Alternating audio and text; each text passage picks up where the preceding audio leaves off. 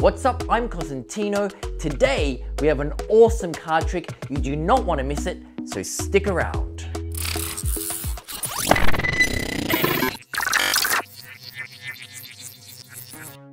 What's up? Welcome back to my School of Magic, where I teach you how to perform illusions using nothing more than everyday household items. I've been racking my brain to come up with these different tricks every single week. This is an awesome card trick, very easy to do, so believe me, you want to check it out.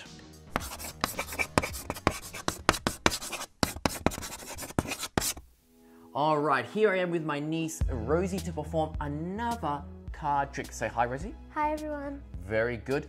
Rosie, it's getting very difficult to come up with tricks. Must be, there's so many more magic learners. Yep, it's so hard. It is very difficult. We've got a great card trick. All right. I'm going to show everyone that all the cards are different. Every card is different. Rosie, you can see that too. Yeah. They're all different. Now, I'm not going to touch the cards from here. I want you to take the pack and I want you to shuffle it, mix them up. Okay. Really mix up those cards. Give them a good shuffle. Good. Perfect. I think. Yeah. That's good, that's good, that's good. Yep, I think I'm happy there. Okay, you're very happy. Now come down with me. I'm going to show you that the cards have really been mixed up. You can see that there. Yeah. Okay? Excellent. Good. Just place them there. Now I'm going to make a prediction of the card I think that you're going to select. Okay? I'm going to write it down.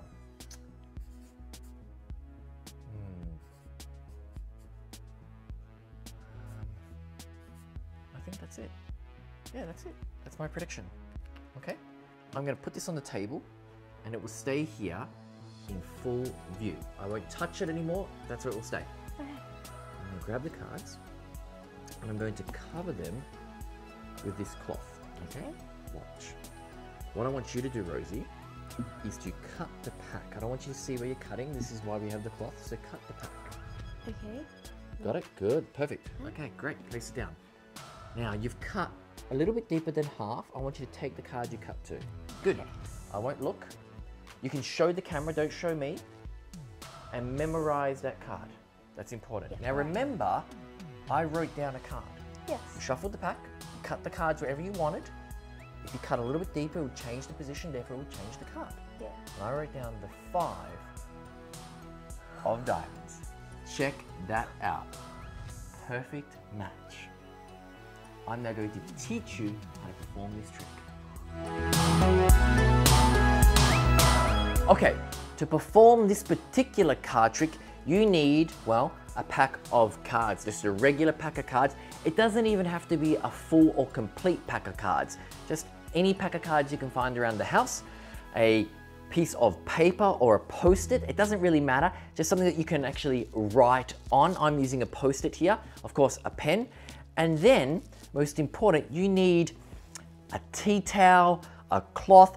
Very important that it's not see-through and that it is large enough for you to execute a very special move, which I will be showing you in just a moment. But about this big. It's like a hand towel or a tea towel. You can see the size right there. Grab those items, meet me back here. I'll break it down, take you bit by bit through each little step, and you have an awesome trick on your hands.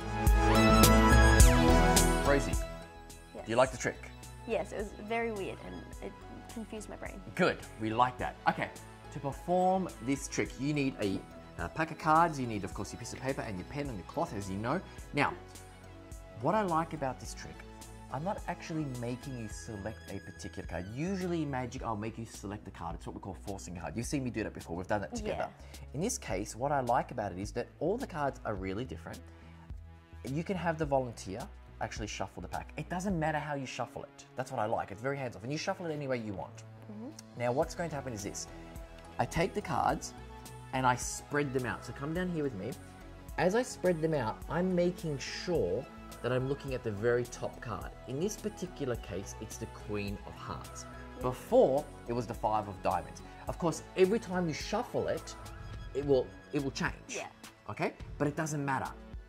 So you get someone to shuffle the pack and it doesn't matter what card it is. So now it's the Queen of Hearts. You need to remember that. Now this is what's going to happen. I've had a look and know it's the Queen of Hearts. So on my piece of paper, I'm now going to write Queen of and I can draw a heart, for example. Very messy, but that's what I'm going to do there.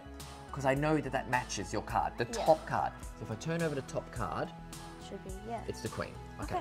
So I don't show you this, and I place it on the table.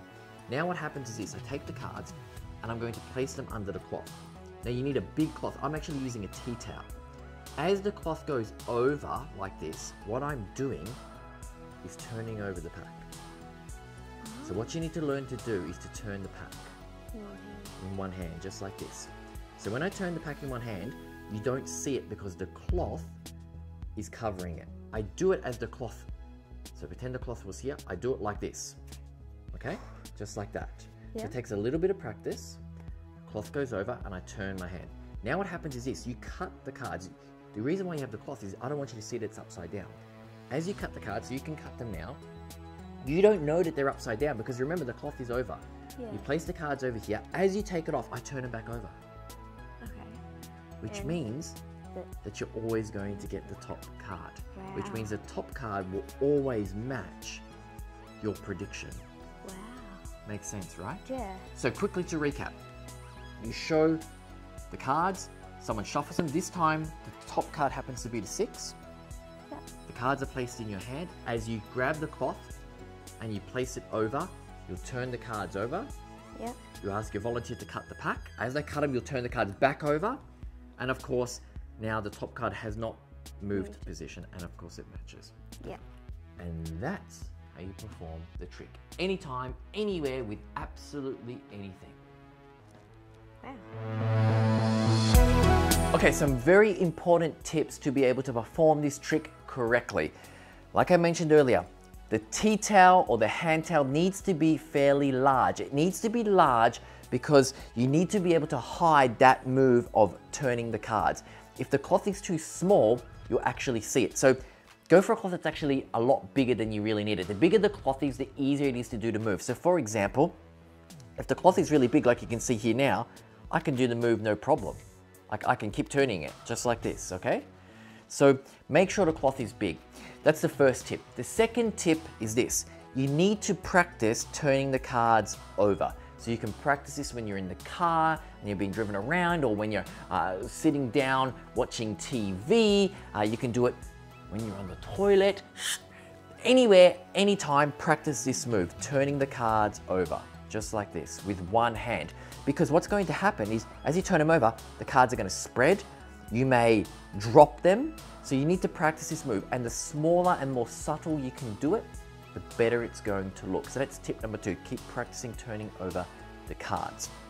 Now, tip number 3 is remember each of those steps that I taught you. Remember the steps to make the trick more baffling. In other words, get them to shuffle the cards. Don't shuffle them yourself. Spread the cards and get a sneaky peek at the top card. Don't stare at it for too long. That would be my 3rd tip. Don't stare at the top card for too long. Also, when you spread the cards, don't make the spread too wide. If the spread is too wide, then the top card will stick out too much and it's a little obvious, okay? So use those tips, practice, and it really is honestly a very, very baffling trick and a very different way to make someone select a card or reveal a card. Because we've done quite a few different card reveals, this is a good way to do it. That's it. An awesome way to make someone select a particular card. It really is a free choice because they're shuffling the pack, they're mixing it up, and that makes it feel very, very baffling. As I said already, practice the flip over move, make sure you choose the right cloth, practice in front of a mirror. I keep saying this, there's a reason, it's not to repeat myself, I don't enjoy saying it over and over again, but you need to practice the trick. Therefore, you gotta do it in front of a mirror to watch what it looks like, or do it on a camera and watch yourself back. But most importantly, have fun while you do it. Now, very quickly, if you haven't subscribed, do that right now. Turn on the notifications, and I'll see you all at another Teach a Trick. So remember to always believe.